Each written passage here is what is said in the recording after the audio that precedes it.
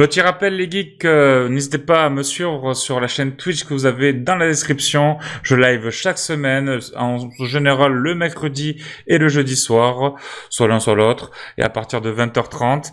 Et après aussi le vendredi soir, s'il y a une sortie de jeu qui me plaît, qui m'intéresse. Donc vraiment, n'hésitez pas, le petit follow, activez les notifications comme sur YouTube, comme ça vous serez averti des prochaines séances de stream. Et donc, vous assisterez à tous mes fails, je pense qu'on se marrera bien. Donc, rendez-vous sur la chaîne Twitch, et donc maintenant place à la vidéo. Et salut les geeks, on se retrouve pour cette nouvelle vidéo qui sera une interview d'un ami, Kurosan, qui est devenu influenceur récemment sur l'application TikTok. Donc je vous mettrai le lien dans la description si vous voulez faire un tour sur cette application. Et j'avais quelques petites questions à te poser. Très bien, vas-y. Qu'est-ce qui t'a donné envie de te lancer justement sur l'application TikTok? Eh bien en fait, c'était en juin dernier, je me sentais pas très bien dans ma vie et on m'a conseillé de faire TikTok pour faire des vidéos rapides, simples, et je me suis dit pourquoi pas tester. Donc au début j'avais essayé juste pour déconner, pour plaisanter, j'avais fait 2-3 vidéos par jour, et au fur et à mesure j'ai pris goût, donc j'ai continué, et après j'ai commencé à aller travailler un petit peu plus pour essayer de sortir des contenus un petit peu plus importants. Ah, il y a quand même un petit scénario. Bah en fait c'est surtout que je me suis adapté par rapport aux sons qui me sont proposés, okay. Et j'essaie d'imaginer une scène, j'essaie de même refaire une scène connue. Oui, j'ai pu en voir voilà. sur Insta. Voilà, donc toutes les scènes connues soit je refais, soit j'essaie d'être inventif, j'essaie de créer un petit scénario humoristique avec les personnages que je fais par-ci par-là. Donc, qu'est-ce qui t'a passé par la tête, franchement, faire ça? Mais ce qui m'a passé par la tête, c'est surtout que je me sentais pas très bien dans ma vie. J'étais limite en dépression, et je me suis dit, il faut que je fasse quelque chose. Faut que je fasse quelque chose. Faut te lâcher. Voilà, je voulais lâcher, je voulais devenir en fait moi-même.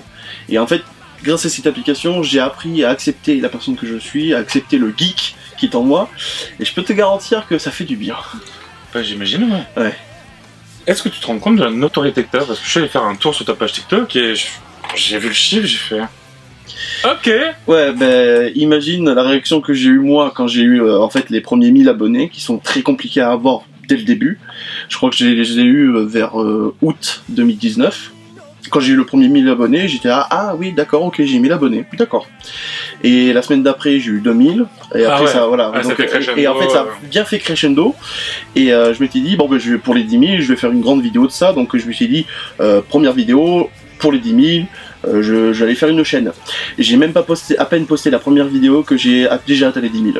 Et j'étais là, d'accord. Bon, tu mettais le challenge. Voilà, ça mettait directement le challenge de Hara. J'ai dit, bon bah c'est foutu.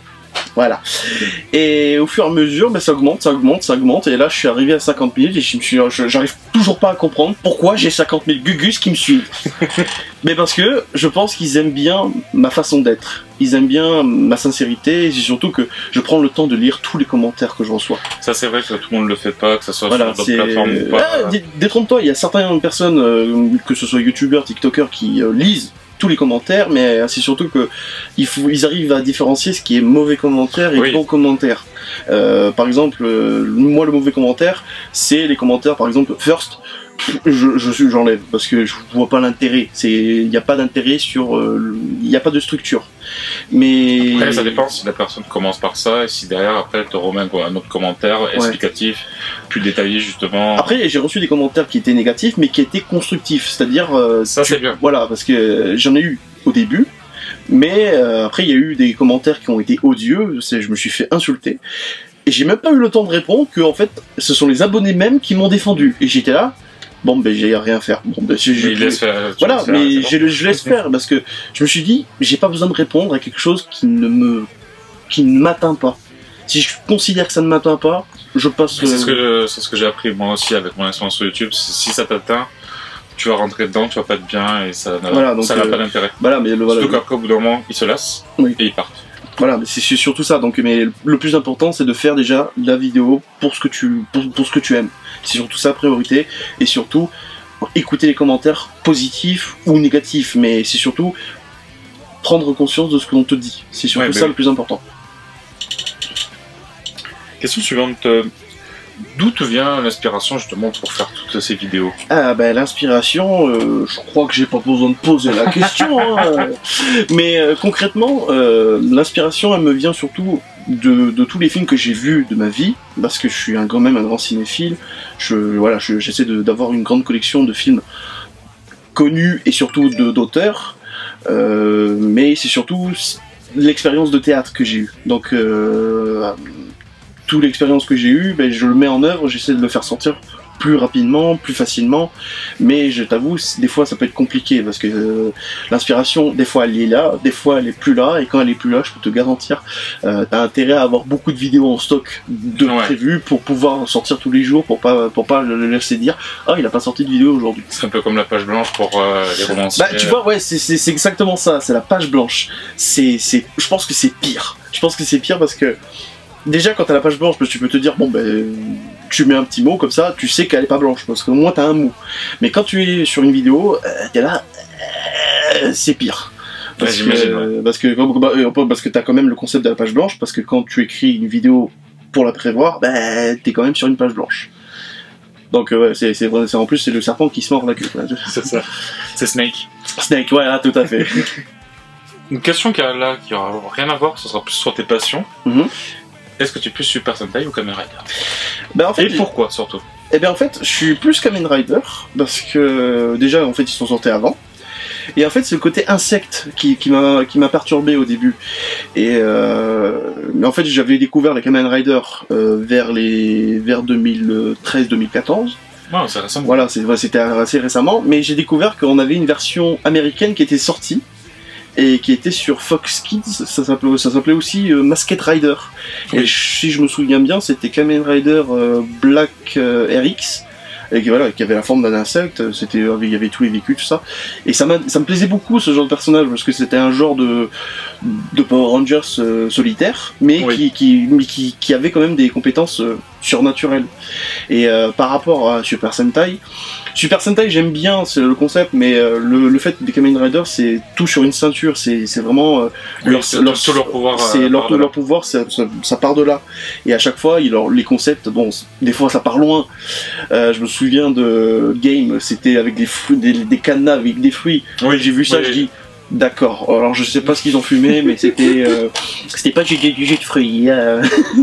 Mais à chaque fois, ils cherchent dans l'innovation, ils cherchent à être... je sais pas, j'ai plus le mot, à être inventif, voilà. C'est ce que j'allais dire. À être inventif. Donc, ouais, plus Kamen Rider, mais Super Sentai, ça reste quand même dans mon petit cœur. Et quelle génération pour le Super Sentai? Par curiosité. Super Sentai, j'aimais bien les premiers, vers les tout premiers. Quand j'ai vu un des Super Sentai arc-en-ciel, j'ai dit d'accord, il y a eu ça qui a existé, c'est génial. Quand j'ai vu ça, j'ai dit d'accord, il y en a un qui est comme ça. Ok. Mais après, il y a aussi cette parodie, les Akiba Ranger. Akiba Ranger. Ça, c'était pas mal. C'était entre deux Super Sentai et c'était perché, mais tellement perché quand je suis tombé dessus. Et je me suis dit, tu peux pas faire plus perché que ça. C'est la meilleure parodie, mais une version parfaite des Super Sentai au possible. Ouais, parce qu'il y a quand même pas mal de clins d'œil, pas mal de références, justement. Mais c'est surtout que, des fois, ça t'explique comment les Kamen Riders sont construits de base. Ils t'expliquent comment c'est fait de A à Z, comment c'est préparé, comment c'est mis en scène. Donc, d'un côté, c'est de l'humour, mais c'est un peu ça t'explique un peu comment c'est construit les Super Sentai. Donc, d'un autre côté, c'est une bonne série, je trouve. Même si c'est court. Malheureusement, ouais, il y a eu 2 saisons. 2 saisons. Et là, ça s'est arrêté. C'est parce qu'ils ont... Je suis pas de marque et pas de spoil. Oui, parce qu'il se fait casser les choses à la fin de la saison 2, donc c'est pas possible. Oui. Voilà.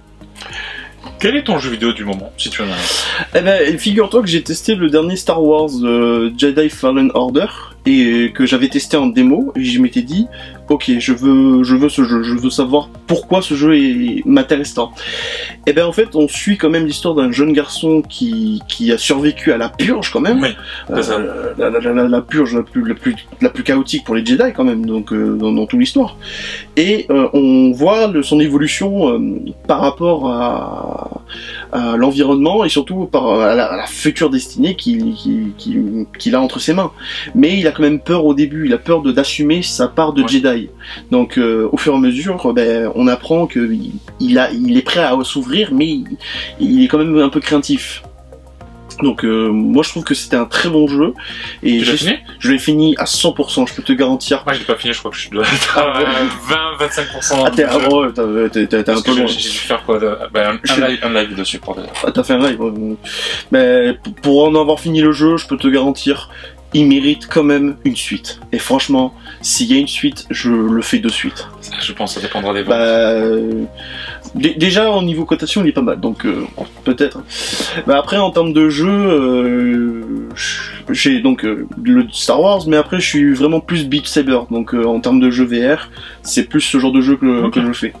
C'est pour tout ce qui est rythme, pour tout ce qui est mouvement, et en plus ça m'entraîne pour pouvoir faire des vidéos TikTok, donc ça me permet pour le déplacement, donc c'est pratique. Ouais, si tu peux jouer à un jeu vidéo qu'en plus t'aides pour les vidéos, c'est sûr que c'est super cool. C'est surtout pour le sport. Ça marche. Un dernier mot? Eh ben, un dernier mot, restez toujours un geek. Si tu veux qu'on parle aussi peut-être des casquettes, parce qu'on oui. on a ces petites casquettes qui sont vraiment pas mal. Ben, c'est des casquettes créées par Hypercap, une jeune demoiselle qui fait des casquettes sur mesure, avec de différents univers. Et j'ai la chance d'avoir une casquette Kuro qu'elle m'a gentiment offert et que je remercie de tout cœur et que j'espère de revoir dans pas longtemps, puisqu'il y a un petit projet secret qui va se faire. Je suis curieux de savoir. Ah, bah tu feras comme tout le monde.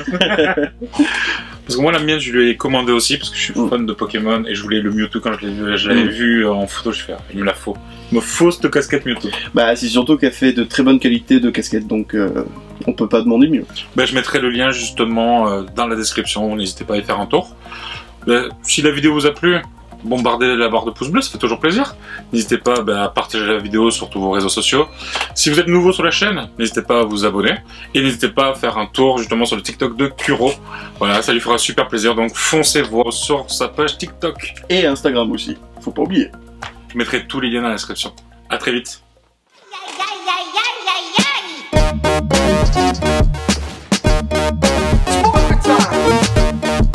Time.